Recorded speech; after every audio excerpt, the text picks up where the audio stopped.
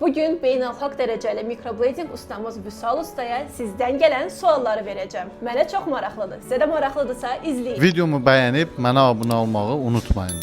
Xoş Herkese gəlmisiniz. salamlar olsun, xoş gördük. İlk sualımız o olacaq ki, Vüsal usta, bu aralar hamı təbii qaş istəyir. Sizcə bunun səbəbi Çünki nədir? insanlar artıq süni görünüşdən qaçırlar. Məqsədimiz elə bir qaş çəkməkdir ki, baxanda öz təbii qaşlarından seçilməsin. Vüsal usta, bəs müştərilərimiz gələndə onlara ən çox narahat eləyən, ən çox verdikləri suallar nə olur? Ağırlıdır, tüklərin töküləcəyi, çox tünd görünəcək.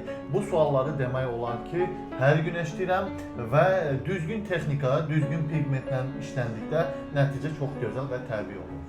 Bəs qaş formasını necə seçirsiniz? Standart bir forma var ki, hamıya eyni olmur, yoxsa individual olaraq? Bu əlbəttə ki, belə deyil.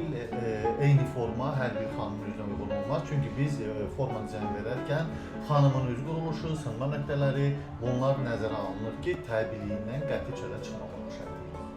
İndi elə bir sual verəcəm ki, Vüsal usta məni inandırmalıdır.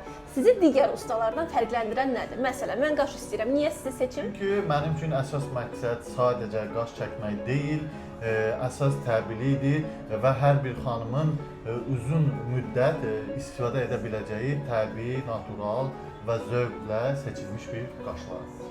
Bəs Vüsal usta, sizi bu sahəyə gətirən nə oldu? İncə detallara və estetikaya daha çox önəm verən olmuşam. Mikroblading sahəsi də rəssamlığı və dəqiqliyi özündə birləşdirən bir sənət olduğu üçün bu sahəni seçdim ki, özümü daha da inkişaf edim. Vüsal usta, bu cür uğur qazanmış, tanınmış ustasınız. Bunun sirri nədir? Bu peşədə uğur qazanmaq üçün təkcə istedad kifayət etmir. Bunun üçün davamlı öyrənmək, səbir, daha çox məsuliyyətli olmaq, daha çox önəmlidir. Məhz bu yanaşma insanın peşəsinə davamlı uğur gətirməyə səbəb olur. Mən eşitmişəm ki, Vüsal ustada çox maraqlı hekayələr var. İstəyirəm qısa nəsə danışasınız. Ən çətin və ya ən yadda qalan müştəriniz? Çoxdur, həqiqətən çətin müştərilərim də, yadda qalan müştərilər bizim üçün hamı eyni təbəqədir.